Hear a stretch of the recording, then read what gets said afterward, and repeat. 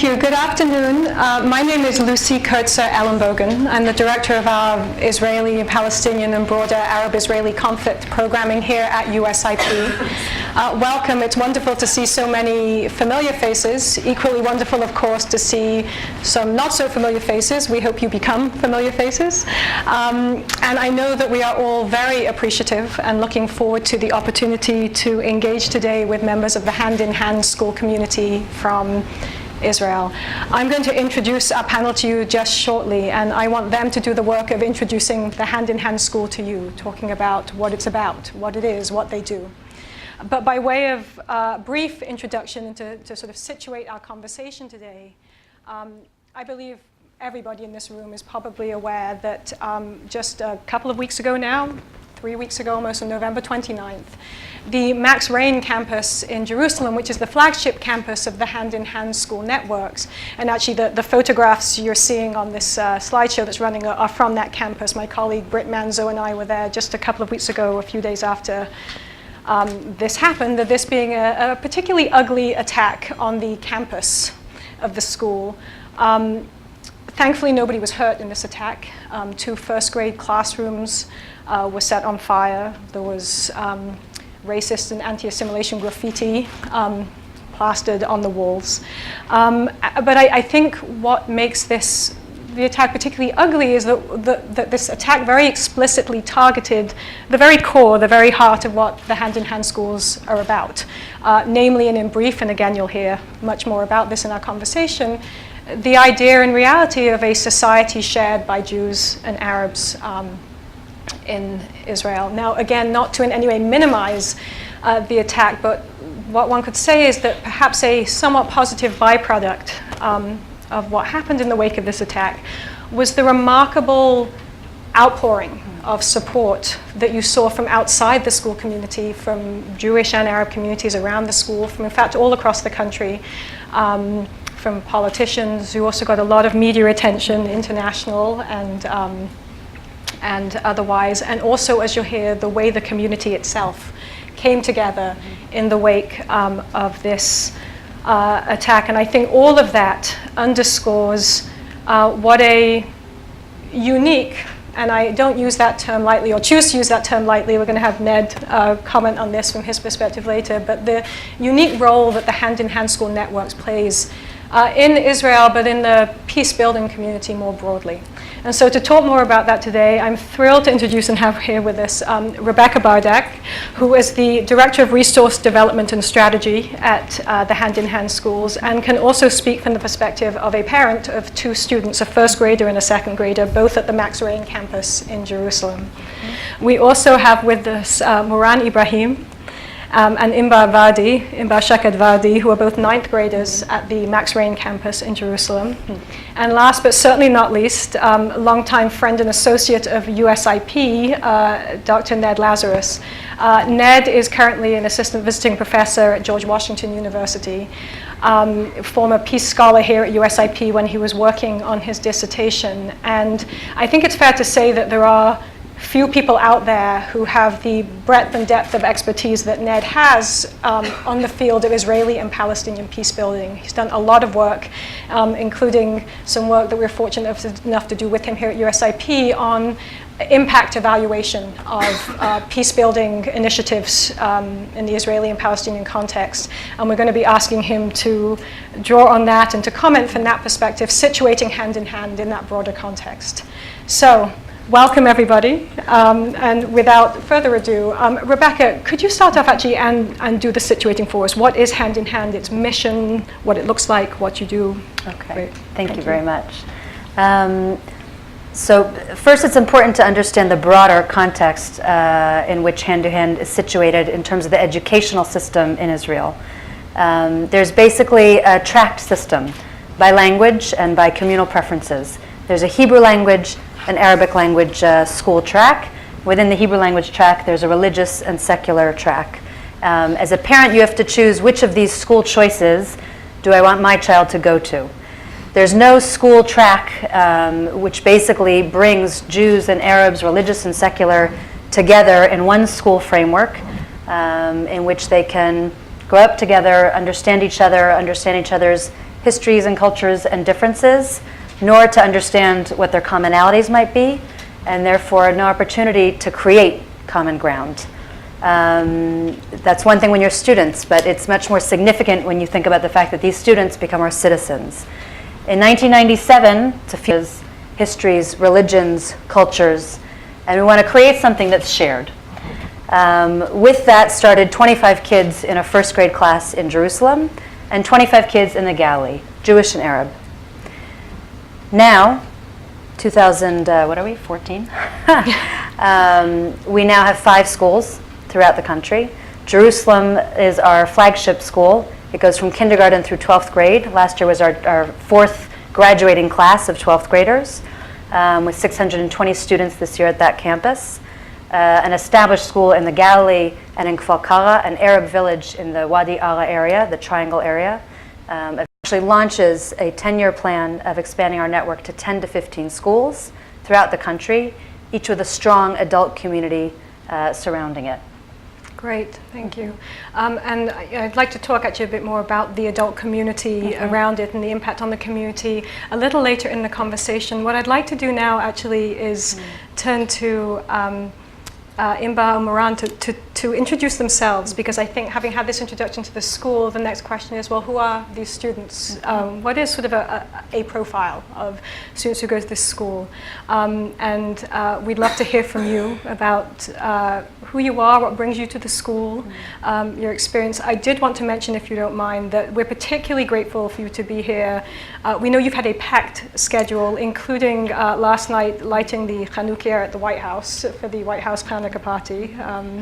And we do have a picture outside of that. And hopefully you might talk later. I can ask you about the Chanukah as well that you were lighting. But for now, we'd love to hear you introduce yourselves in your own words. So my name is Moran. I live in Jerusalem with my mother, sister, and grandparents. I'm a Palestinian with Israeli citizenship from a Muslim family who has been living in Jerusalem for generations. Those are all my important parts of my identity. So my grandfather was a very well-known person. He was a singer. He was a famous singer. He has his own band. So I'm 14 years old. I went to school in hand-in-hand school when I was in 3rd grade 6 years ago. I was a gymnastic girl, riding horses, and I like dancing, listening to hip-hop music. That's all. Wonderful. How about you, Imran? I'm Inbar. I'm also 14, and I'm a Jewish Israeli. My parents were born in Israel, but my grandparents were all from Eastern Europe, and they moved to Israel before World War II. My father's father was in the Palmach, and he helped build Israel. And my mother's father was more in the academic. He won the Israel Prize a few years ago for Persian linguistic. My family is all very academic. My father's a professor, and he teaches classics in the Hebrew University in Jerusalem. And my mother also teaches there academic writing. I'm a vegan and a feminist and a supporter of the gay community, and I believe in all human rights and animals' rights. And I also spend my time like reading and watching movies and ballet dancing. And Imba, how long, Moran, you said you started, when did you Third start having grade. 3rd grade, and how about you? I started in pre-kindergarten. In pre-kindergarten. Okay, and can I ask the follow-up question, you know, at the age that you started school, maybe this was your parents' choice, but at this point, if you can talk about why hand in hand, what that means for each of you and why that choice, either for you or your parents or both. First, when I was young, that was my mom decided to me. Right. But when I grew up, I wanted to learn Hebrew and to be able to succeed in Israel. So I wanted to be in hand-in-hand school to keep fighting for our rights in the school and to never give up. And how about you, Imbar? Also, my parents chose the school at the first place, but when I wanted to go to high school, I could choose if I should stay in the school or move to an art school to learn dance. But I chose to stay in the school, especially after the summer we had with the war in Gaza and everything. I decided that it's really important to stay in the school, because the school is really the only place where you can make a change as a kid, because there are lots of organizations and workplaces where you can. But when I grew up, I thought that it's my school, so I have to keep fighting for it, and it's a message. We have an important message to show the world that Arabs and Jews can live together, and to affect the world that we can live together. So great, thank you. To switch gears for a little bit, I want to talk about the fire that I mentioned on November 29th. Rebecca, if you could just describe what happened, but then the timeline. Some of you, hopefully all of you, saw on your way in, we have poster boards up of the timeline since the attack on November 29th, saying what the school did, starting almost immediately. Rebecca, if you could talk us through some of that, and then I'd like to hear from Moran and Imbar, their reactions. Saturday night of November 29th, our school principal, one of our co-principals, Nadia Kinani, who's also a founding parent and one of the founding teachers of a lot of the work that we do, received a phone call that there was perhaps some sort of fire, there was smoke at the school, and she should come. She thought, okay, fires happen. Should I change out of my pajamas? I guess so. She shows up at the school. It's dark. There are flames coming from the first grade area. They come in, and she's trying to figure out what's going on. And then she sees the first of the graffiti on one of the walls of the first grade area. And it says, Kahana was right. And then she sees death to Arabs, and there's no coexistence with cancer. And she realizes with this that this is not just a regular fire. She said then she saw the pile of books that they had burnt on the floor in the center of the first grade classroom area. And she thought, this is it, it's over. No parent will ever send their kid to this school again. And she said she felt totally alone. And then people started coming. And you had tens and then hundreds of parents and staff and students and alumni and the municipality and different figures within the municipality coming to say, I'm here, what can I do? And after the first shock and horror of realizing what had happened, we realized, okay, at 7:30 tomorrow morning, less than 12 hours from now, you've got 620 kids and their parents and the staff coming to school, and we have to be ready for that. So with that, everyone kicked into action, and we immediately said, okay, what are the 2 classrooms that we'll set up instead for these kids? So we took the 10th grade classrooms and we set them up with little chairs and little mats for the little kids. Immediately, the older kids and our community organizer began to do beautiful signs, we refuse to be enemies, and just bright, cheery signs to greet the kids as they would come in. We realized that there would be, the teachers would have to have discussions with the kids first thing in the morning as class started. Well, to do that, you have to be prepared yourself. So we had immediately a psychologist came in, worked with the staff who was there. We sent out a message to all the staff, what had happened. You have to come to school early, we'll do a preparatory session, you'll then hold classes. What message do you send to the parents? Get everything translated into Hebrew and in Arabic, so that all the messages are going out in both languages, which is what we always do. And this again, sorry, this is all between, so 7:30 This is all, at this point, it's between 9 p.m. and on. Okay. Yeah. Sitting with our key municipal figures, what to do, how to do it immediately, what's renovation, when can it start, how quickly can it happen. And okay, come on in, come into school. And basically what then followed was an absolutely unexpected outpouring of support. That throughout that morning and that day, and then the next day and the day after, and throughout that whole week, hundreds and then thousands of people coming from around Jerusalem, from around the country, coming and calling and sending messages to say, we condemn this attack and we support you.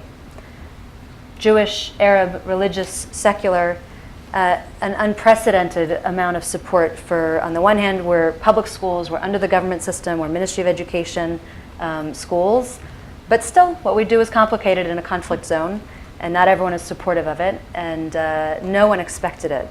Everyone within was tremendously strengthened by that, and it gave them this resilience. You know, the parent who said at the Saturday night, I can't come back, I can't keep sending my kid here, within a day said, there's absolutely no other place that I want to be. And lots of people saying, you know, as they're seeing the outpouring of support, saying, it strengthens me. This gives me the determination to keep going. And at the same time, the people who were coming saying to us, I came here depressed and upset and distraught by what had happened. And now that we're here and we see you and we meet you and we see what you're doing and we see how you do it and the joy and the simplicity with which you do something that's complicated, we are inspired and it invigorates us. And we take this message back to where we you know, our communities and our offices and our schools. And there, what we began to see was this incredible cycle of we being strengthened internally by this support, but also that other people were taking this away and realizing that what we're doing in 5 schools and communities throughout the country with 1,200 students, some 5,000 parents and staff and community members, is a viable and scalable reality of Jewish-Arab shared living. And I think you mentioned when Britt and I were just there a couple of weeks ago, you were talking, and one of the things that struck me was this notion of people from the outside coming to see what you were doing. And I think, you know, I don't want to misquote you here, but one of the things that I heard you saying, which resonated quite powerfully for me, was the notion that people realizing you were onto something, that they needed your help in understanding how to deal with this, Right. because they knew this was something that you had been dealing with throughout the years of your existence. Yeah. Right. So even before this incident, you know, a month before this incident, there had been another graffiti attack of death to Arabs on the walls or the threshold of the school, outside of the school, at the school entrance. Also not the first, we've had a few prior to that. And that attack had been enough that the local educational authorities of Jerusalem had said, you know, this is coming in the broader context of growing voices of extremism and intolerance and a lot of anti-Arab sentiment that's been strengthened by various events taking place in Israel over the past months especially. And they said, we're struggling with this issue in our schools, in our classrooms, in the teachers' rooms throughout Jerusalem. And this, the last Death to Arabs attack, you know, graffiti attack, is making us realize that we need to really grapple with it in a new way. They brought all of the elementary school principals from throughout Jerusalem, some 40 principals, to our school for an intensive session on grappling with racism and intolerance. It's set off a series of things with government, several different governmental figures, including President Rivlin and Trachtenberg and others, who've been already over the past month coming to us and saying, what is it you do and how do you do it and how can we start to extract some lessons from that as we try to deal with this much more broadly within our society. Great, thank you. I want, before we turn to Ned, Moran and Bar, if I can just ask you, you know, I've just heard Rebecca describe what happened and how they and the school community kicked into gear after the fire. How did you experience this as students? What was your reactions? What were your reactions? When I heard, I was shocked. I kept thinking about the children who were drawing in their own notebook from the beginning of the year and asking their own parents, where's my notebook? Well, it's on fire. After I heard the news that our school is on fire, I didn't want to come to school, but my friends, because I was scared, but my friends reminded me that that's what they want. So we did the opposite. We came, many schools came to support us. There's a Jewish girl told me that I hope one day Arabs people and Jewish people can live together in my own language, and I was surprised and speechless because she said she's a Jewish girl and she said it in Arabic, and we will keep on fighting for our school. How about you, Bar? So when I heard, I don't think I felt anything. I think My heart like dropped for a second. My father went there, went to school. Not that there was anything they could do until the fire was put off, but just to stand there, to be with everyone, to see what's going to happen next. So I think the first thing I did after I kind of recovered from the shock was opening the WhatsApp group of our class, and I saw that many kids didn't want to come. Many kids were scared to come after this kind of thing. And me and another girl in my class and our teacher tried to convince them that it's really important to come, especially because that's exactly what these people want. They want to stop the effect of our school. They want to stop the dialogue that we're having. But we can't let them win in this. We have to keep fighting and keep coming to school and doing what we do every day, because that's exactly the reason we're here. And we've been dealing with this kind of things for a really long time, and we know how to handle it. And we have media all the time. It wasn't, it was bigger, but it wasn't anything special.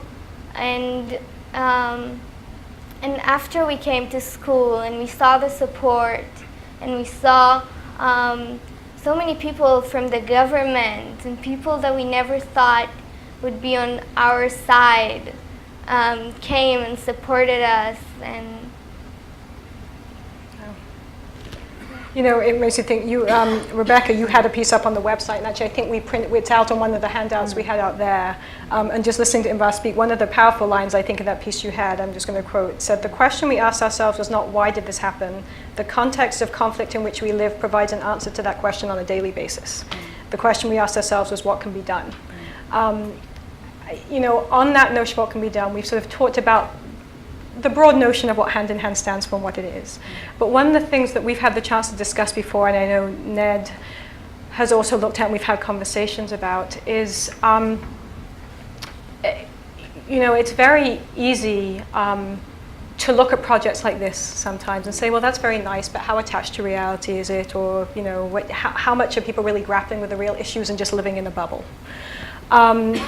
And what I'd like to talk about, if I can just ask you briefly to address Rebecca, and then I'd like to turn to Ned for some perspective on this, is one of the things that you've said when we've talked before is that unlike other peace-building programs, let's think of, say, a dialogue activity, what often happens when things get tough, there's a challenging political environment, a terrorist attack, something like this, people walk away, they tend to fall apart. And as you said, because this is where people go to school, it's not that easy. You can't just walk away from it. So if you can talk a little bit about how the school actually grapples with the reality of the conflict while educating students.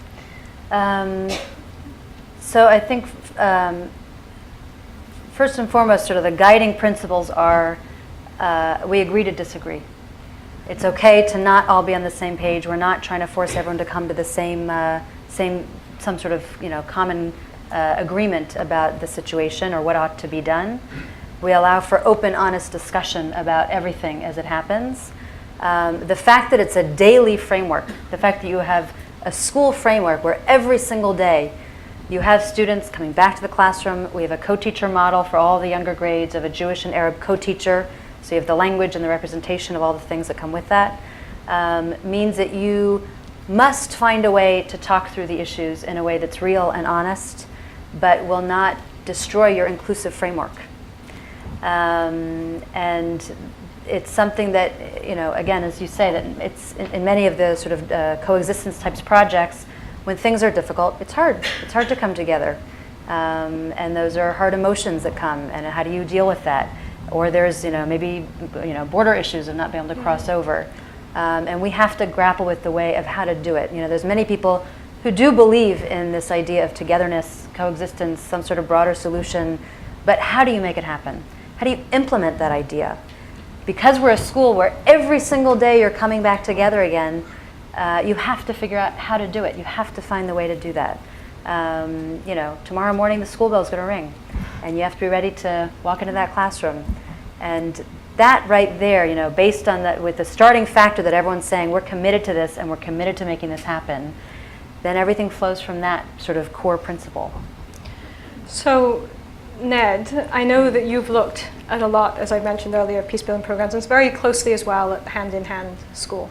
And something that strikes me when I think of this broadly, I used the word unique before, and again, correct me if I'm wrong there, but when I look around, what I think of as similar, and I highlight the word similar here because I can't think of anything identical, similar models in other conflict zones where my understanding is people have tried something like this. If I think of, say, Northern Ireland or Bosnia-Herzegovina, my understanding of those is a lot of times it might be bringing people together, but it's not necessarily grappling with some of these issues head on. So if you could just talk about the implications of the hand-in-hand school model from a peace-building practice and maybe resilience perspective. Sure. I think, one of the themes I think we've all heard very clearly has been, as you said, resilience and this very powerful response to the recent crisis. And having been privileged to spend some time with the program in the last few years, to see the different campuses and to see the community events where they bring together parents and people from the neighboring communities, to hear the stories of how this developed. And this is only the latest in a number of incidents that Hand in Hand has gone through, but I think the larger picture is that Hand in Hand it's a response to a crisis, meaning everyone in the country is living in an unresolved crisis. The way that is dealt with in the majority fashion is through separation. As you said, tract schools where people don't interact and they don't talk about the content of that crisis.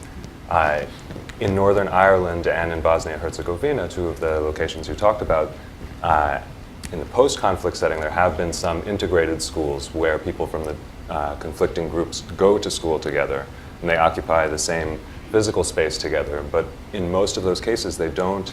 In Bosnia, they often don't occupy even the same sort of curricular space together, and sometimes even go to school at different times in the day.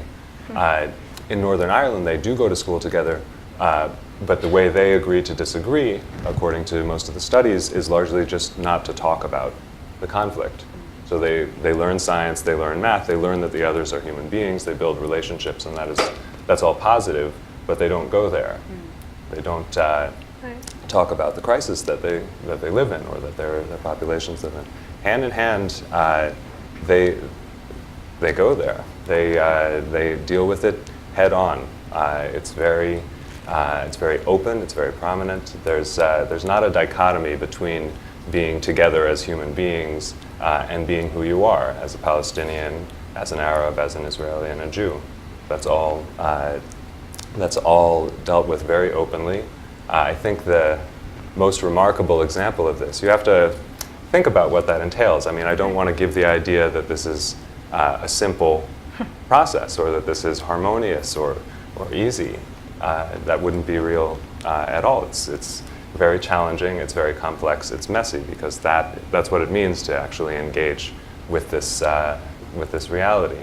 But in Hand, every year, from beginning on March 30th and then going into May, they have 5 what they call national days. So this is part of the Israeli and Palestinian national calendars, which are all laden with historical memory and conflict events. On March 30th, there's Land Day, which is a memory of protests by the Palestinian citizens of Israel, in which people were killed protesting against land confiscation. And then next comes Holocaust Remembrance Day. There comes the Memorial Day for Israel's fallen soldiers, which goes right into Israeli Independence Day. And then the last, did I get the order correct? Yeah. The last is what the Palestinians remember as Nakba Day, the remembrance of the tragedy that the Palestinians suffered, the flight of hundreds of thousands of refugees in the war that followed the creation of Israel. And they have mixed classrooms at all grade levels. They have teachers teaching together. They have parents who are watching and care about the content of what their children are learning. They have a Ministry of Education. They have lots of eyes on them all the time. And every year, and every one of those grades and every one of those schools, every one of those classrooms, they deal with each of these issues. And that's remarkable. That's a subject that very few people in the entire country are willing to engage together. But they're raising their children in a way that's very aware that there's a dissonance here, that there's an issue here, that we have different groups, and they're trying to raise them in awareness even of that history and even of the painful parts that are unresolved. I think the remarkable way in which I saw this happen was actually in the hand-in-hand teachers workshop that I attended in summer, a couple summers ago. So they brought together all the teachers from all the different schools for a 3-day workshop. And the teachers actually designed many of the sessions to work on, challenging issues that they all face. So there was a session about the national days and how do you deal with this in your classroom? And it gets very nuts and bolts, very down to, okay, well, what are you going to do? What materials are you going to share with the students? How are you going to present this? That was a very, very well attended workshop. Lots of teachers were there. They all shared their different experiences, their different challenges, the responses of students, responses of parents. But they did an exercise where they took out photographs and symbols, like the key of the refugee's key to their home, words in Arabic and Hebrew symbolizing the Nakba and the displacement. This is very politically charged stuff in Israel. If you know the context, there's been legislation to try and prevent this from happening. But these teachers took all these things out, and they had each different symbol and different word, and they scattered them on the floor, and then worked together in Jewish-Arab pairs, taking out each one of these and talking about how they had dealt with this issue in their classroom. And it was remarkable to watch them among all of these images of the 1948 war and all of these symbols that are so charged.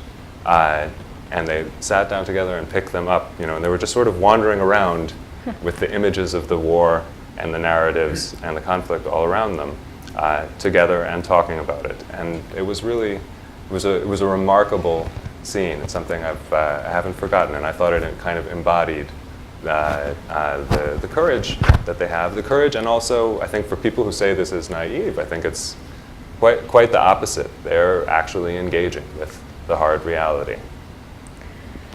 We keep using the word remarkable. I think we sort of, as I said, there's something going on here that is certainly different and noteworthy. To start talking about some of the challenges, because obviously as it raises, this is, this could not possibly be a model that doesn't come with its challenges. And I think there are layers of challenges here. There's the layers of challenges of doing what Ned just described, which in many ways seems to me experimental on a sort of broad international scale of peace building.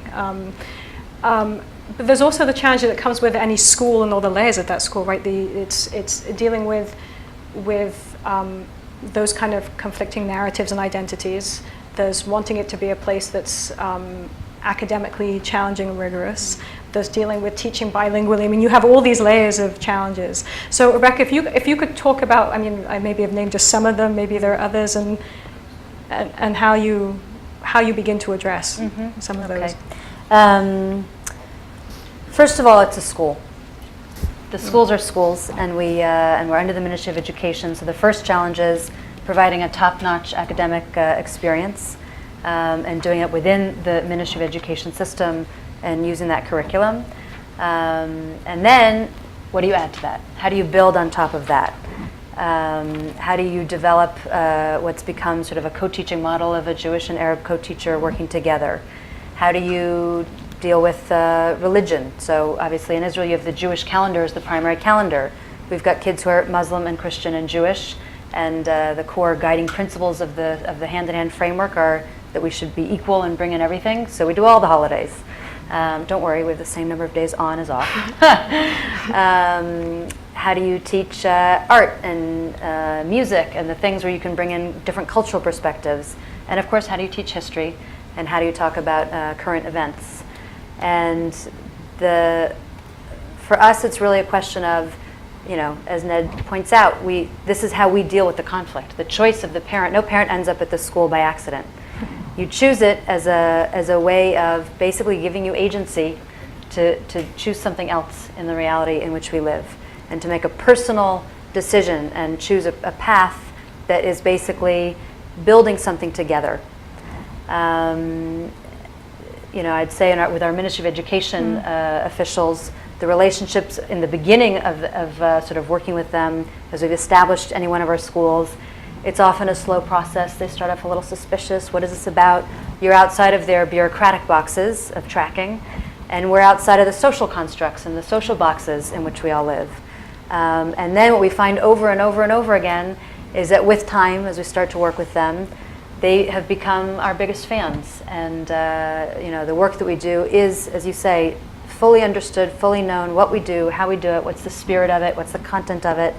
And we have over and over the local educational authorities being our biggest advocates, both back to us and sort of saying, giving us positive feedback and recognition, but also as we've started to expand into other municipalities that we've brought, for example, when Tel Aviv and when Haifa were considering, do we recognize a school in our locales? We brought them to Jerusalem. We said, come see what this idea that we're talking to you looks like 15 years in. And they come and they see and they meet, and then they meet our local educational authorities, who say, including one of the most senior people with a kippah on his head, a very Orthodox man, and he says what this school does for the city of Jerusalem is amazing, and every city in Israel should have a school like this. And that kind of warm, full support is what we start to get over and over in each of our locations. But that's something that takes constant working and openness and cooperation. So those are. What about now? The total student body in the network of schools is how many now? 12? Across our 5 schools, it's about 1,200. About 1,200. And what proportion of that? How does that break down in terms of Jewish Arab student population? So our goal is that every single class and every single community activity should all be perfectly 50-50. It's about 60-40 across the board of the schools in terms of 60% Arab and 40% Jewish. Okay. And the Jerusalem school goes all the way through 12th grade at that point. And what if you can just lay out the other schools where they are at this point, the other campuses? So the other schools are Wadi Ara is in the Triangle area. That's Kfar Kara and the Galilee, and then Jaffa and Haifa. Right, but what grades those go up to? Sorry, no, that was mine. So the Galilee and the Kfar Kara school are through elementary, and the other 2 schools are at the moment preschool, but growing quickly. Now, something else that we've talked about before is that balance you said is hard. I mean, you're now at, you said 60-40, which is moving up. But if you could speak to some of the challenges that, because obviously there are different interests here from the different segments of the community who choose to go to this school. They're looking for maybe different things in school, coming for different motivations, and how that's impacted, your numbers and the retention rates. Right. So first of all, I'd say on average, a Jewish family is coming for more ideological reasons, and on average, an Arab family is coming because they see this as a path to social mobility, basically, in Israel, to have top language skills, etc. And with that also comes sort of different general preferences of those communities. The Jewish parents tend to prefer much more in humanities and sort of a good social experience. And the Arab families want to have top-notch in math and science, etc. And so how do you find sort of the right balance between those different cultural expectations that come? And what we found, for example, in our Jerusalem school, which is going from pre-K to 12th grade, means that you've got kids for some 13 years, let's say. So if you start with a class of 30, and it's 15-15 in terms of Jewish-Arab breakdown, and then a couple of the Jewish kids go somewhere else in the, along the way, move cities or go to another school because they have a lot of school options. Right. It's very hard at 6th grade, let's say, to bring in another whole, 5 or 6 Jewish kids to replace the Arab, the Jewish kids who might have left. But now at our high school, for example, the starting grade of the high school is double in numbers and even in numbers, and that's because of the hard work we've done at making the high school a rich program for everybody. At the new preschool in Jaffa and also in Haifa, the numbers in the classes are balanced, and the waiting lists are even balanced in numbers. So it's something that is appealing to people from both communities, and people are bringing that out into their communities in terms of the impact. So turning back to Ned now to talk about, I mentioned at the beginning that much of your work in the peacebuilding field has been focused on impact evaluation.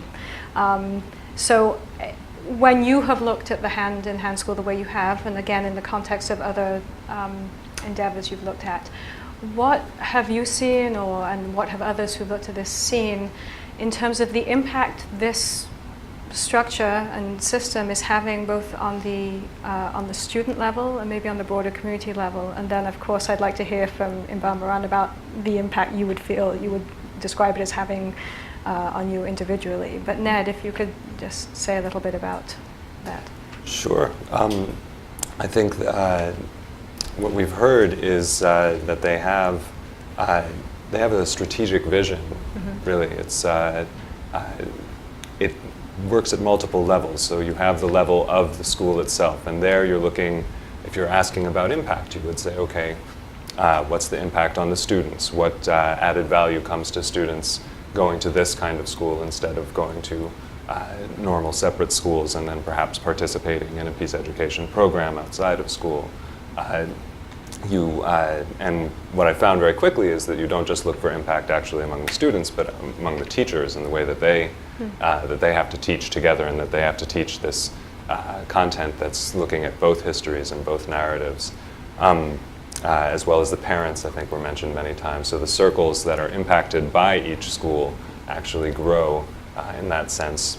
But Rebecca and Shuli Dichter and Inas Deeb, the education director, all articulate a broad strategic vision in which you don't just have the micro level, you don't just have the impact on the school, but they've actually built now a program and gotten large grants to support it for having what they call shared communities. So each school is meant to be a community space, and at the Jerusalem school there are language classes where Jews come to learn Arabic and Arabs come to learn Hebrew. There's a basketball team, mixed men's basketball team, which I think won the city championship last year. Lots of fun. But there are a number of activities. There are events in the Galilee. In the Galilee, where the school is actually, it's the only school located in an Arab municipality where Jewish students go to school. But in that area in Wadi Ara, on Ramadan, they had a huge festival. It had, I think it was about 400 people, open air, nighttime gathering.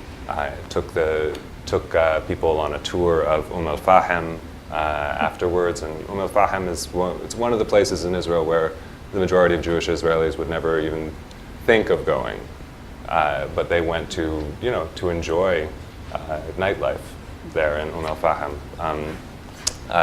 So there's a concerted effort and to bring this, to turn the school into more of a, not just a school, but also a community center, also what might be called a touch point, or a space of shared community that's bringing people together from outside and giving them experiences, tastes of this possibility. And then, of course, they're trying to expand the network of schools so that it gets into more and more areas in the country so that more people are exposed to it. Shuli Dichter, when he's the executive director, when he talks about it, he has a very strong vision. He also has a vision about what he calls turning it into a civic power. And he has this a vision of in 10, 15 years, he'll tell you there will be schools in 10 to 15 areas, and they will represent a voice of shared society, of a segment of the society that does want to engage with each other, that does want to live together or live in engagement between the Jews and Arabs, to have a shared vision. And that's, of course, that's only one group in the society. It's a very large society. There are other groups that would not agree to that vision at all. But what he's pointing out is that that's largely missing, that voice isn't there, but they're hoping to bring that voice into the national conversation. And I think actually what we see in the response to the current crisis, to the arson attack on the school, and the way that even the highest level authorities, the President of Israel, the President of the United States, have responded, is that in an event like that, where you actually see this resistance from radical elements, you also see that they are a voice, that they're achieving larger levels of recognition. They're becoming a voice in the conversation. It's becoming something that the wider community is learning about. You did ask about impact, and I would say that I think it's visible in that recognition. I think it's visible in what they've constructed over time. This is a project I believe you said started in 1997, and it's important to think about the context. We all know what's happened in the Middle East conflict since 1997. We all know the Second Intifada, the separation barrier, the failures of negotiations, the escalation of regional conflict, all of the things that have happened. In that context, this network of schools has grown. It's almost counterintuitive. In the context of escalating racism and extremism that's been coming out in segments of Israeli society, this network has grown. It's gone to more places. There's actually demand in some communities where they haven't been able to build the schools yet. So I think you can, in fact, see that there's a good deal of impact. In terms of the students themselves, there have been a number of studies. And the primary thing I think they found, Zvi Beckerman, who's been researching hand in hand for quite a while, said that the difference between control groups, if he'll interview a control group of students from the normal school system and then a group of hand in hand students, is that students from hand in hand speak with much more complexity and nuance. They're much more articulate and much more complex and much more nuanced in the way that they address their own identity, the other's identity, and the conflict. So it doesn't mean that they all share the same political opinions. It doesn't mean that they're all peace activists. But what it means is that through this experience, they're gaining a much more nuanced perspective and much more awareness. They're both more aware of identity, but also able to think about it in a much more complex way. That was one of the key findings. Another one said that they don't essentialize the other group. They are very aware that the other group is made up of different individuals and has internal diversity. And so I think those are both on the micro level and then on the larger level, I think we can see actually some very strong signs of impact.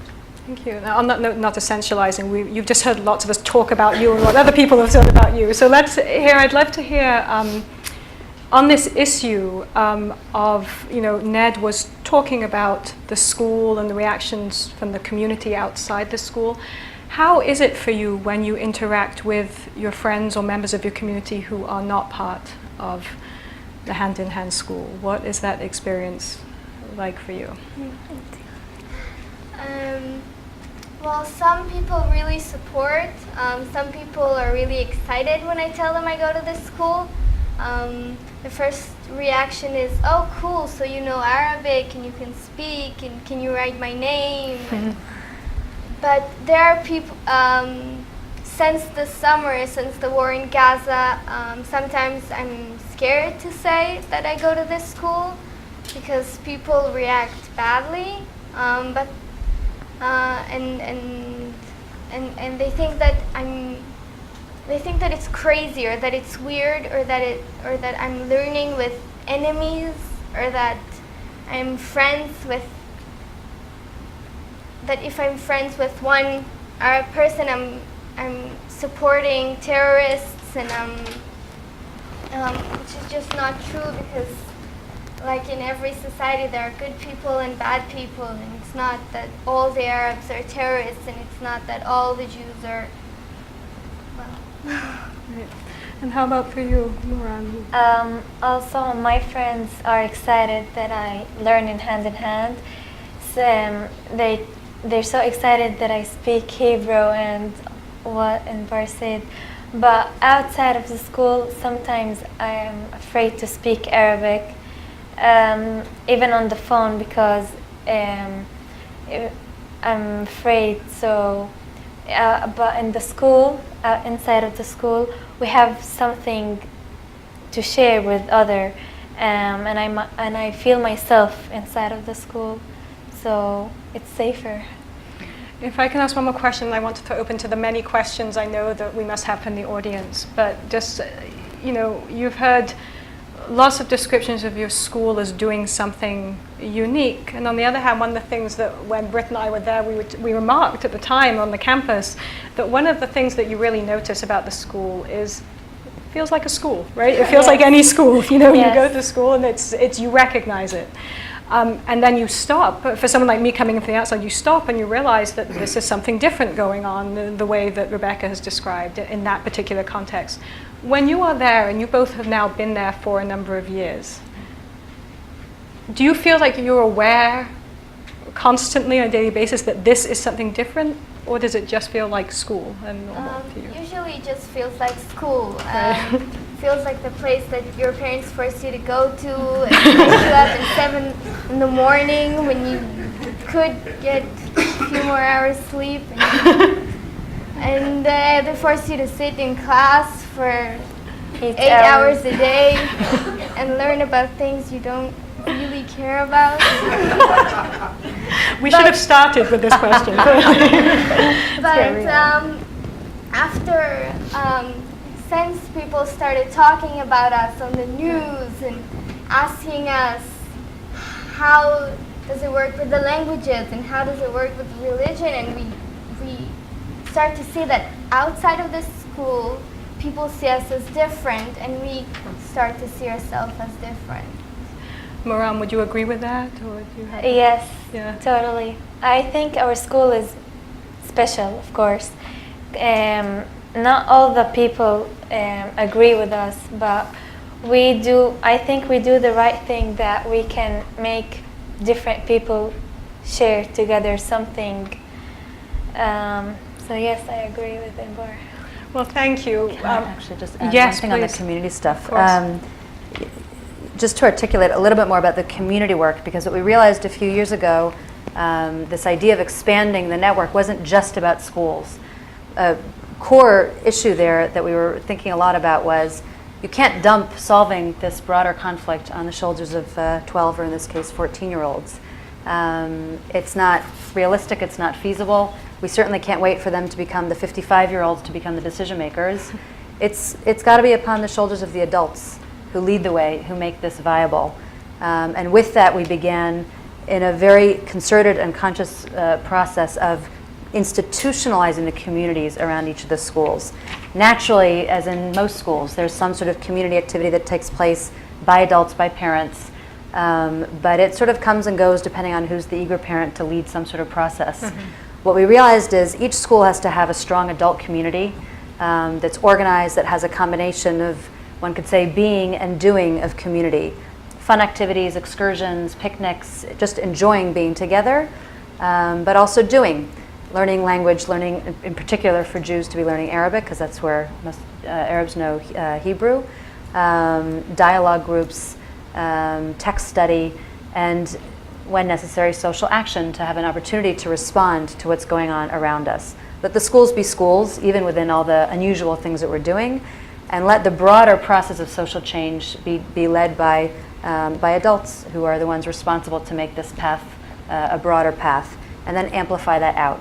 It's not enough that we're doing this within our school walls. It has to be something that's open to the broader public and heard about by a much broader public. Ultimately, it's true now with 5 locations, and it'll be certainly that much more true with 10 to 15 locations, 15 to 20,000 people involved in that day-to-day experience of shared life. You can perhaps not like it, you don't have to believe in it, but you can no longer deny that it's viable, nor that it's scalable, because both are the case. Thank you. I hope also in the questions we'll get to, you mentioned the social action. There's so much we didn't talk about in terms of the walks and the action that happened this summer and again since then. But I would like to open to questions. Do we have a mic that's going around? We have a mic at the front, so if people want to ask questions want to come up. And if your question is to somebody in particular, please, on the panel, please note that. Otherwise, we'll sort it out among ourselves who takes the question. So yes, sir. I'm sorry, I didn't catch your name, the Palestinian student. Moran. Moran. I wanted to ask Moran, did you learn anything in the school about Yom HaAtzmaut, and how do you feel about what you learned? And in Bar, did you learn anything about the Nakba Day, and what do you feel about what you learned? Thank you. I learned a lot about Nakba since I went to the school, because I had no idea about it or about any other day. I mean, I didn't know about the Holocaust, I think, before I went to school. But we learned them together. It was something that happened and something about the history of this place, and we had to learn about it. We feel sympathy to all of these national days. We have activities every Nakba Day about the country, about the villages that were ruined, about people that were kicked out of their homes. We talk to them, we know them. Some of the kids in our classes are all third or Descendants. second generation. Descendants of people who...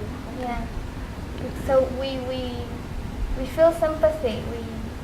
We understand them, and we know that that just because we celebrate the independence of our country means someone else lost.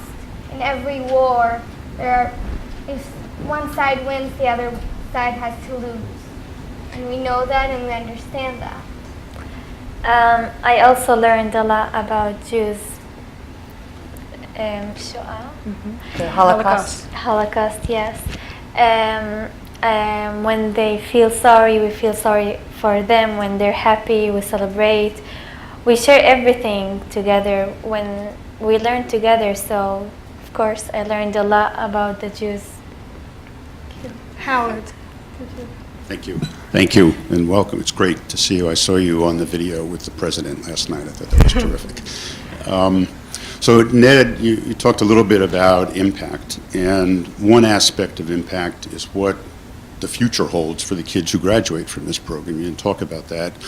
The school's had 17 or 18 years of experience, and you have some graduates who are out there, and the Jewish kids head for a very different future than the Arab kids. Jewish kids are heading for the IDF, the Arab kids going to college, going to work, whatever they're doing. And I think there are a lot of issues about Arab identity and how they come out of a program like this. I'll tell a very quick, I have about 6 questions, so I'm only going to ask this one. But it's a very quick story from when I was working in Israel, and I had Arab staff as well as Jewish staff. And I was in Gilboa. We had a meeting with authorities from Gilboa and Jenin, and we're always trying to put people together and get some projects going. And there was a Christian Arab Jaffa staff member of mine who was there with me. And since I'm a language imbecile, she was interpreting, and she did a fine job interpreting the Hebrew that the Gilboan head of council spoke. And then when one of the Arabs from Jenin began to speak, and I turned to her and I said, can you interpret for me? And she couldn't do it. She's a fluent, what I would describe as a fluent Arab speaker, but growing up in Jaffa, she learned Hebrew, she went to school in Hebrew, and she had, as a Christian Arab from Jaffa, very much a Hebrew identity. And so, and I saw this in a lot of the staff, and the question is, how do the adults who come through programs like this grapple with that identity issue? Rebecca or Ned, maybe. Ned, do you want to add? I don't mind. Oh, I think you're much better disposed to respond to that. So first of all, just to be clear, we've only had this past June our 4th graduating class. So the kids are for the most part still either in Army or in university, respectively. So sort of the long-term results have yet to be seen. But the Arab kids are a lot of them at top universities in Israel or elsewhere internationally. What I would say in terms of identity, that we're the kids grow up within our framework with a very clear sense of identity, that you're, by nature of learning together, learning about each other, understanding each other's differences and who we are individually, means that you're getting a lot of identity clarification. In terms of the language component of that, in terms of how high quality is your, let's say in this case, Arabic, we also have been through an evolution of our model, meaning we're creating a lot of this model of language of learning from scratch. So in the early years, for example, there had been a decision, we want no separation because the ideological premise of the school of no separation, even in language class. So okay, when you're in kindergarten, that's one thing, or first grade, let's say, but as the kids started to get older, and they were all learning things together, all language instruction, invariably it slows to the level of the lower kids, so that when you were doing Arabic, it would tend to be closer to the level of the Hebrew-speaking kids to be able to keep up. Eventually we found that the Arabic of our students, of the Arab students in national tests, was below average. Well, obviously that wasn't what anybody intended. And so we said, okay, let's revise the model. That's a nice ideological principle of zero separation. It's not working. So for language instruction, per language instruction, that's now done separately at a mother tongue and foreign language level, basically. And now the Arabic has gone way above average of our Arab kids. For the Jewish kids, their Arabic is far better than any other Jewish kid is going to be, because you're growing up in a fully bilingual environment. But still, is it at the levels we want? Both in terms of the written and the spoken, which for those of you who know Arabic are very different. So there too, we're sort of revising and continually upgrading and trying to figure out our own measurements in order to improve it. Obviously, language and identity are very linked, and it's an important aspect to us that both within our framework that these kids are growing up with a clear sense of identity.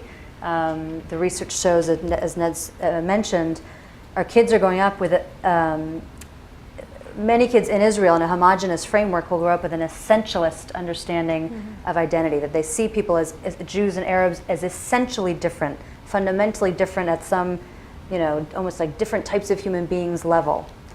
In our framework, they understand difference. They understand what those differences are. They have knowledge about it. They have empathy towards it, but they don't see each other as essentially different. They see each other as essentially the same. And upon that, we're building what we're doing. Thank you. I think the question that Howard asked, I'm sorry about my voice.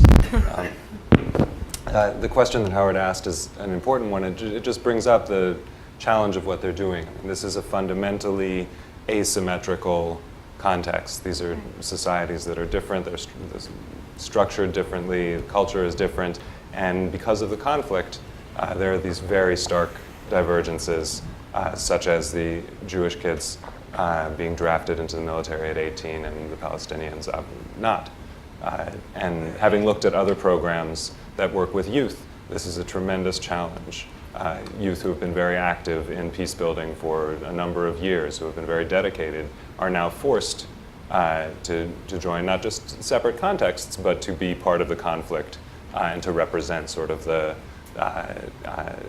violent end of the conflict, at least in the eyes of their peers. So this is a tremendous challenge. There isn't an answer to that. There's no perfect answer to that. There's only trying to deal with it as best as they can. And I think there's not enough.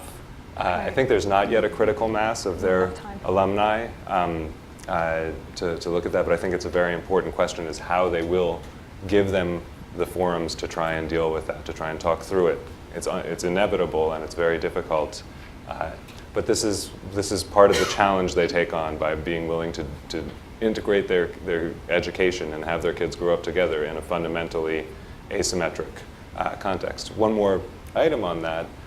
One of the reasons that we might not know enough about it is that one of the crises, one of the challenges they faced is that in the early years of the development of the Jerusalem school, after 6th grade, a good deal of the Jewish students left to other schools in their first groups because they have a whole bunch of different options available that will help prepare them for the army, that will get them ready for college, and they have all these different options, so they didn't stay after 6th grade. And so the first few classes came out, I believe, majority Arab students. And this is a fundamental challenge for them. They didn't stop at that point, and now they've taken very serious measures and campaigns to address that and to keep the Jewish kids in the school through high school. And I think, as you said, the 9th grade class is now fully integrated, and that's a tremendous achievement in this context. So it's important that you've brought out, what is the reality that they're working in, and it's equally important and not to be taken for granted that they are in fact dealing with these challenges pretty impressively. But in other words, this is a longitudinal impact evaluation in the making. I mean, we're sort of, right? I mean, Yeah. this is what it's eventually going to head towards when there's enough data to get there. Adina. Okay, so many moons ago, when I was in 11th and 12th grade, I was a participant in some of the first Arab Jewish activities in Israel. So things have come a long way, and two of the things that stand out for me, the fact that you feel sometimes that it's just a normal school is actually a symbol of its success, because the whole point is that even though you're doing something with purpose every day, it's also it should be a normal thing, that's how people interact. And the second thing, which will lead to my question, which is tackling, it's not like the parents and teachers are instilling or imparting knowledge on you about what the answer should be, but rather that it's a work in progress with everyone taking place. Being that that's the case, we know that in Israel, well, in general, but in Israel there are many more cleavages than just the Israeli-Palestinian one, or the Jewish-Arab one. And so my question is how, given that you're tackling so many things in the conflict, I know, for example, one of the things I work on is the cleavages among Jewish groups, which I think is intrinsically connected to. So Mizrahi and Ashkenazi is intrinsically connected to Jewish Palestinian in many different ways, overt and not so overt. What's the breakdown of the Jewish and the Palestinian populations within Within the groups. Yeah. In terms of the, not just numbers, obviously. in terms of origins, places of origin of the parents, backgrounds, ethnic and religious lines? So, I mean, we have a pretty broad range within our schools, and it tends to reflect the local population. So in Jerusalem, you've got, let's say, of the Arab population, it's about 30% Christian, the rest are Muslim of the Arab population. In each of our school locations, it reflects the local groups. On the one hand, you probably have a higher percentage of upper middle class educated, but you have a growing number who are of all social backgrounds, and also Mizrahi background, and also, a range. The bigger you get and the more you're just known also as a good school, then the more attractive you become to a broader range of people. Not huge numbers of religious Jews, let's say, but also growing numbers of religious Jews who might be on staff, or some coming to the school also in attendance. So I would say that the fact that we are forever understanding things from different perspectives means that you become more nuanced, not just about the Israeli-Palestinian conflict, but about everything, about social realities, about social challenges. And our students tend to become critical thinkers and able to really identify and analyze a range of social issues, but without judgment per se, and with a tremendous amount of empathy for different perspectives and different realities. Thank you. I think you were before me. Okay. Okay. So Okay. go Thank you. Okay. Let's try to alternate. Thank you. Okay, thank you. My question is along those lines. Can you give us a breakdown on what percentage are religiously observant or devout in Jewish, Christian, Muslim groups, both faculty and families? We're not tracking that specifically. I would say amongst the Muslim families, you get a range of religious and secular, which is more visible, certainly with the women with the hijab, let's say. Right. Amongst Christian families, you get a range, although the level of religiosity, I think, is less of a factor in the broader context in which we're working. Right. Of the Jewish side, we do have, like I said, some Orthodox staffs, a few Orthodox or conservative Jewish families. By nature of the tracking system, most religious families are still going to choose a religious track school, even though I do have a number of people who say, oh, I would love to go there, but I don't want to miss out on the religious text study that I get at a regular school. But we have a few families who've joined this past year who have been very eager to start, they're Orthodox families, they're observant, and they say, I want this to be my primary framework, and we'll figure out an enrichment program, which they're sort of piloting on the side independently under the school framework, in the building on Fridays, which is a day off for school there, and they're trying to make that work. And so hopefully that's something that can be, But for right now, the Jewish students tend to be from secular backgrounds secular compared or with religious, but not sort of halachically strictly observant, let's say. And I was interested in what neighborhood. Where are you located? The Jerusalem school is in the Pat neighborhood, near Beit Safafa, is an Arab part of. It's an Arab, used to be a village. It's along basically the 1967 border, runs along the side of the school. We're on the pre-67 side of that. Okay. So I just wondered about the reaction of the local community geographically. Not always keen. Okay. From both, first from the Jewish neighborhood in which we're situated, but they've, we're growing on them. Okay, so I wanted to comment. Let's ask a question. First of all, my name is Oded Leshem. I'm a Jewish Israeli from Israel, and I'm doing my PhD now in the School of Conflict Analysis and Resolution, George Mason University. I'm a Jerusalemite myself.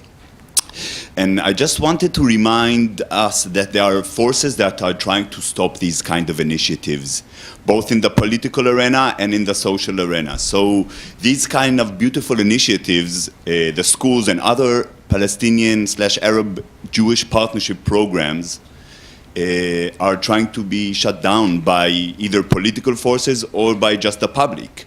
So if you see, I'm just saying it because you, of course, have to present the positive sides, but there is also the negative context of the Israeli society. Reactions to what happened 2 weeks ago were some of them were very supportive of the school, but some of them were not supportive and supported the attack. So actually, if we look at the future, if these kind of programs do not expand, the forces that are trying to decrease them might win this kind of battle. So we always have to continue and strive to expand these kind of initiatives. And I would say that this could be also something that USIP should try to think about, not only like in the context of the Israel proper society. Thank you.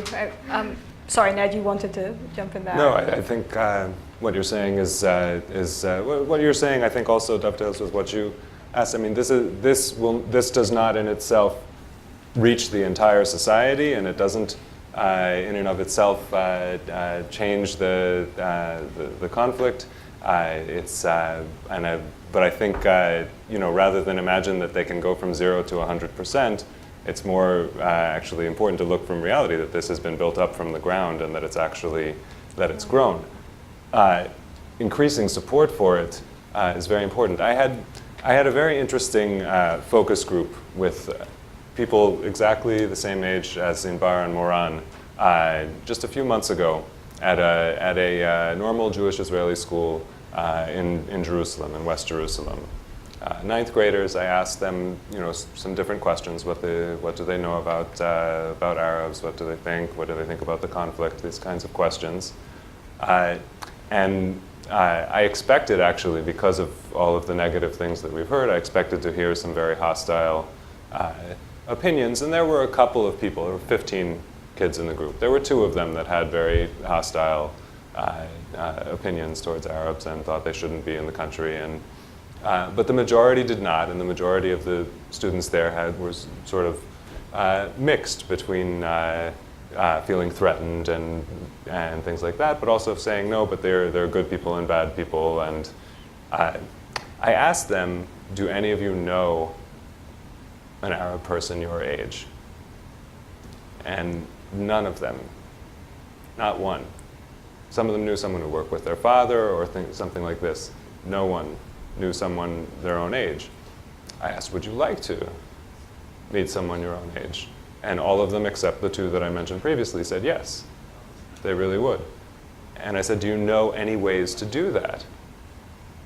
And there was only one person in the entire group that knew, despite all of the programs that we talk about and we know about and we think about all the time, there's only one person in that group of 9th graders that knew of any way possibly to meet an Arab their age. And it was someone who had a Jewish friend who goes to the Max Rehn School in Jerusalem. So I think it's very important to say that there is actually, there is potential demand out there that isn't reached because the capacity isn't there yet. Because as hard as they're working, and they're working unbelievably hard, they don't have the capacity yet. There are measures to support this. Right now, I think there's a measure in the House of Representatives for an international peace-building fund that would support this on an annual basis. You know, things like that could really, certainly could increase, could amplify the voice of the school and of programs like this. And I think also that what Hand in Hand is really saying is it's not that this, I don't think Hand in Hand pretends in any way that it is representative of what is going on around them, but rather I think it shows what is possible. And with a constant eye to how does one amplify that? How does one scale up and out? While very aware, I mean, even I'm glad the question was asked about your physical location, because I think another striking part is for people who suggest that they're living in a bubble. I mean, the very geographic location itself is sort of loaded enough and surrounded with all the dynamics that go on in Jerusalem that I think that this is, you know, again, seeing this as a sense of what is possible, but needs a lot more work to amplify than what is. I just want to add one thing, sorry, to this. I think we all find ourselves forever hovering on this seam line between despair and, in our case, determination. That this summer especially, I think really we found ourselves poised on that seam line all the time. And it's easy, there's a lot of reasons to be perpetually overwhelmed by all the reasons why this doesn't work, and it will never work. And we don't have that choice. We, as hand-in-hand parents and community members, we as citizens of Israel, we as people who live in this region, and we as people who live far away but are in many ways affected by this at all times, don't have that choice. And there are a lot of people who don't want this to be their ongoing reality, and who are choosing otherwise, and who would like to choose otherwise. Even in our framework of hand-in-hand, we've got many more people who are on our registration lists. We've got, as I said, we're in the process of selecting our next school and community location. We have multiple groups of parents and communities saying we want to be the next. There is no greater agent of change than a parent who desperately wants their kid in that school that in another year or two they will age out of. We're harnessing that. We want to open our doors to every single one of those people, not just because any school wants to have the reputation, you know, that would merit long registration lists and waiting lists, but because it's a process of social change. And there are many people who want to be a part of that. And one of the key things is to enable that, to give them those frameworks, be it the kids who might always be at a homogenous school but are still looking for it, or be it the families and community members who say, no, this is what we want to be our daily reality. And we even have, with all the challenges of government, also more and more governmental officials coming on board for that. And that is not that's not, there's obviously complicated things at governmental level in terms of people who are very for and very against this also. But the point is, how do you strengthen the voice and the hands of those who want this path?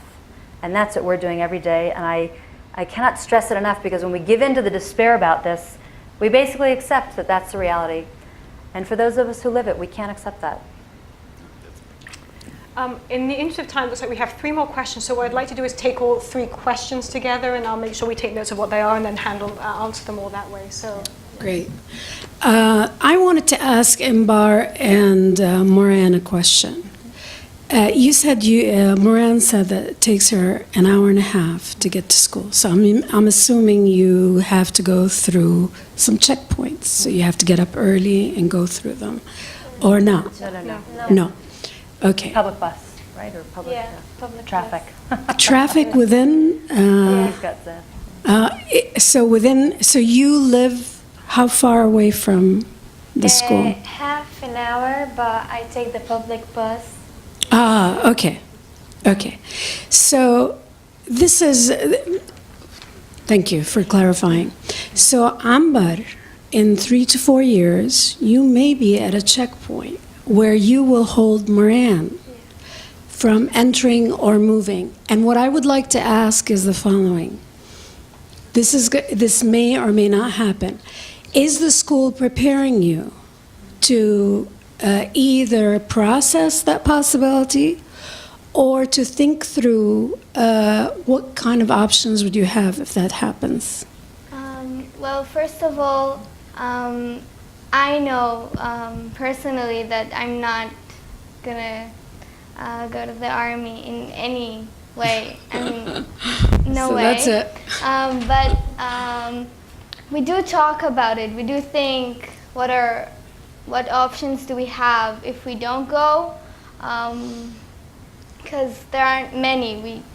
Some of us can go to Shirut Leumi, National service. or go to the army or go to jail. That's basically what we can do. So some of us choose to go to the army, and I know that it hurts some of the Palestinian friends that they stop them at the checkpoint, and but we do talk about it a lot, but no one tells us what to do, because they can't really tell us, no, you can't go to the army. They try to make us say what we think, but not talk themselves. So they won't tell us what to do when you will come out the wrong way. Thank you. I'm so impressed. Thank you. Thank you. Next question, please. I just wanted to ask quickly if you could talk about some of what your methods or strategies are for dealing with flare-ups in the classroom, whether it's sort of after an incident has taken place or a political conversation, sort of how the teachers deal with that, maybe if there's a specific sort of training and how that's implemented.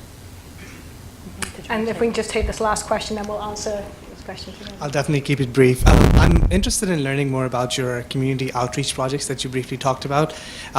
Clearly, your model is very tolerant and beautiful.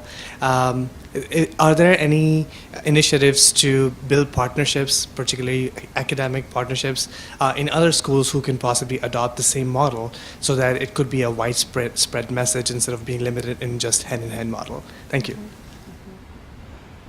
Okay.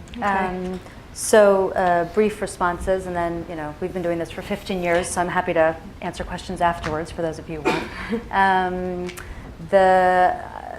Again, a lot of the work that we're doing in terms of the teachers' training and how to be adept at dealing with conflict in the classrooms, not all of it is conflict about, the broader conflict. It might start with the basics of sharing toys, et cetera. I mean, you're dealing with conflict resolution at all levels, at all times in a school.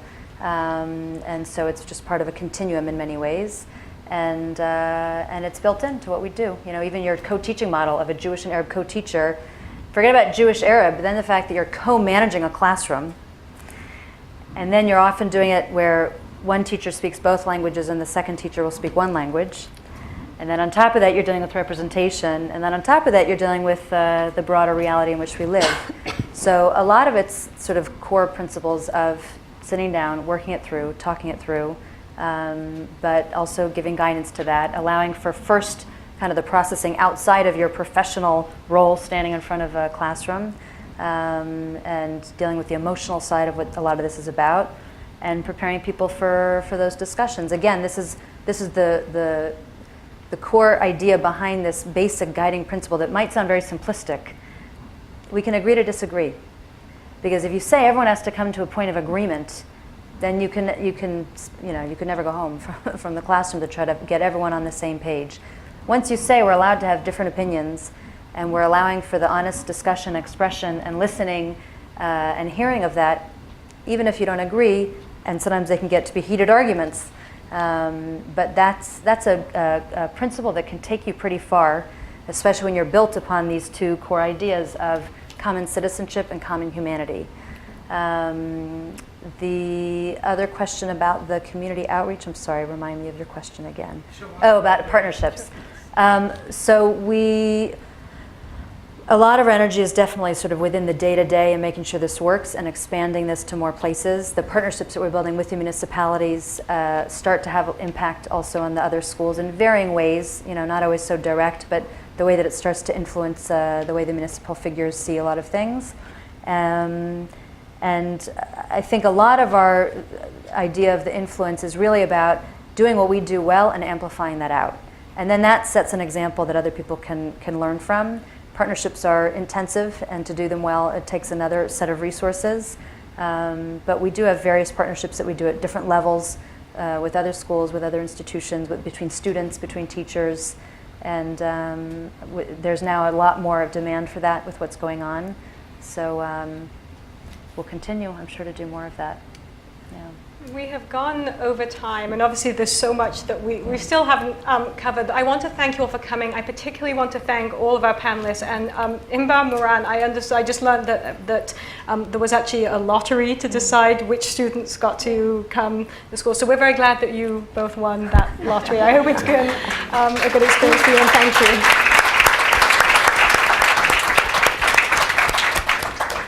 Thank you very much, everyone. Thank you.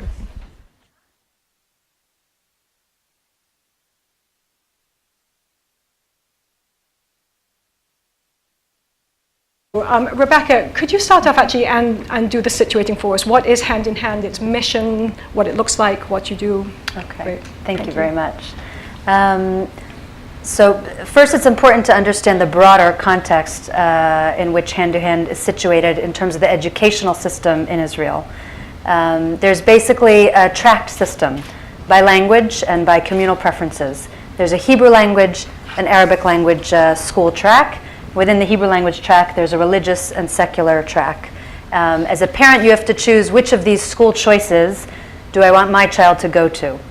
There's no school track which basically brings Jews and Arabs, religious and secular, together in one school framework in which they can grow up together, understand each other's histories and cultures and differences, nor to understand what their commonalities might be, and therefore no opportunity to create common ground.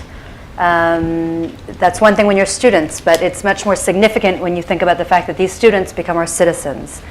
In 1997, to feel histories, religions, cultures, and we want to create something that's shared. With that started 25 kids in a first grade class in Jerusalem and 25 kids in the Galilee, Jewish and Arab. Now, 2014?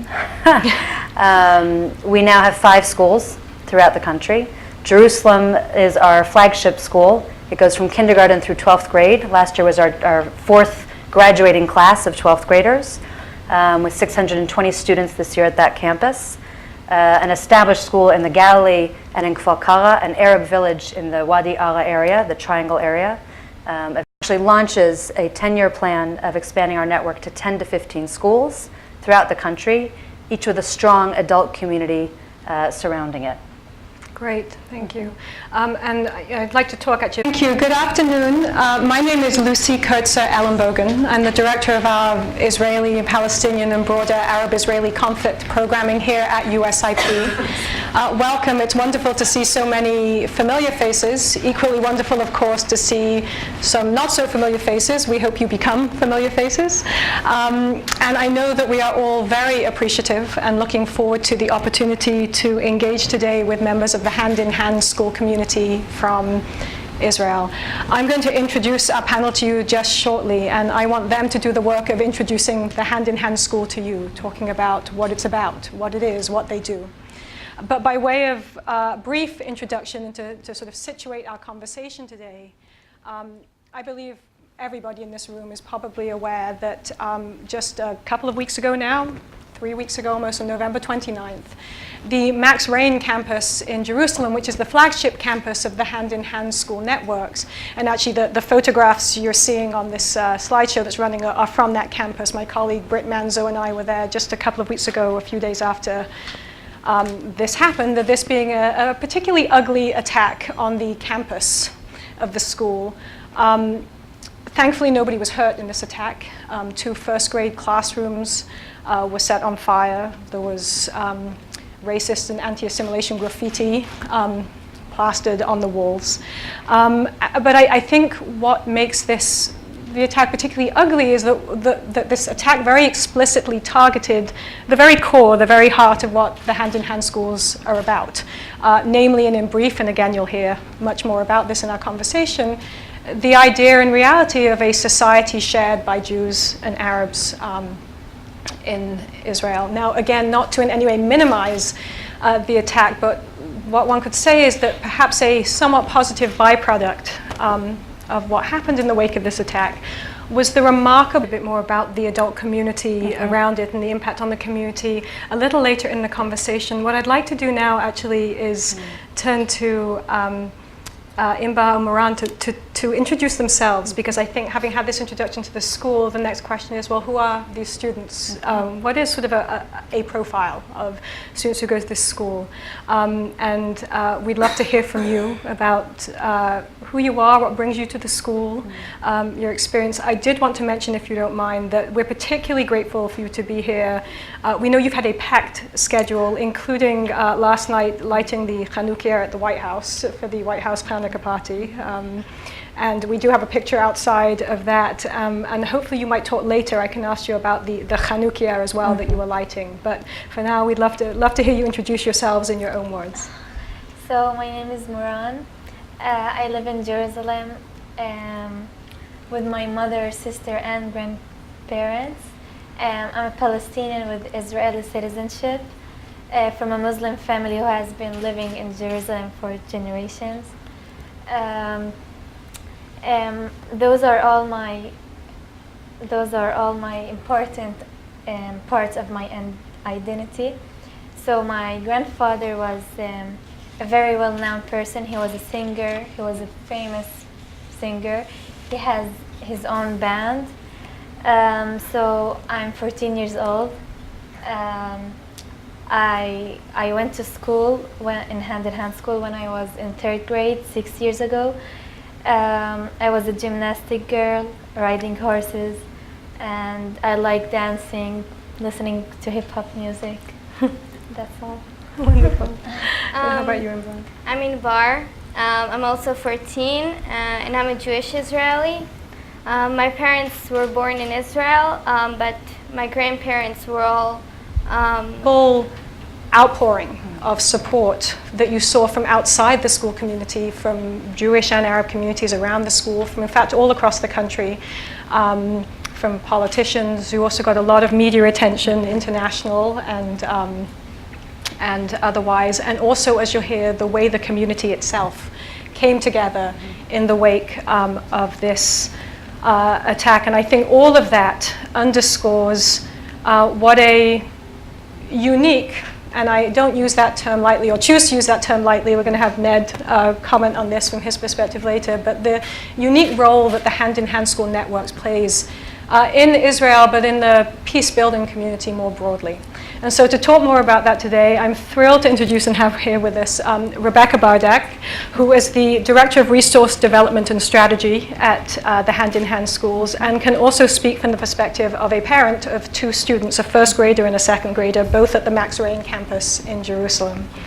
We also have with us Moran Ibrahim, and Imbar Shakad Vardi, who are both 9th graders at the Max Rain campus in Jerusalem. And last but certainly not least, longtime friend and associate of USIP, Dr. Ned Lazarus. Ned is currently an assistant visiting professor at George Washington University, former Peace Scholar here at USIP when he was working on his dissertation. And I think it's fair to say that there are few people out there who have the breadth and depth of expertise that Ned has on the field of Israeli and Palestinian peace building. He's done a lot of work, including some work that we're fortunate enough to do with him here at USIP on impact evaluation of peace building initiatives in the Israeli and Palestinian context. And we're going to be asking him to draw on that and to comment from that perspective, situating hand in hand in that broader context. So, welcome everybody, and without further ado. from Eastern Europe, and they moved to Israel before World War II. My father's father was in the Palmach and he helped build Israel, and my mother's father was more in the academic. He won the Israel Prize a few years ago for Persian linguistic. My family is all very academic. My father's a professor and he teaches classics in the Hebrew University in Jerusalem, and my mother also teaches there academic writing. I'm a vegan and a feminist and a supporter of the gay community, and I believe in all human rights and animals' rights. And I also spend my time like reading and watching movies and ballet dancing. And Imba, how long, Moran, you said you started, when did you Third start having grade.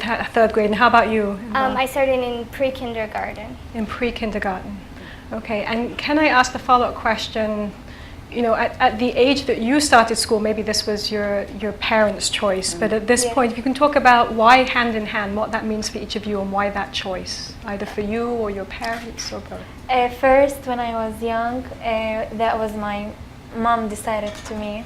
Right. But when I grew up, I wanted to learn Hebrew and to be able to succeed in Israel. So I wanted to be in hand school to keep fighting for our rights in the school and to never give up. And how about you, Imba? Also, my parents chose the school at the first place, but when I wanted to go to high school, I could choose if I should stay in the school or move to an art school.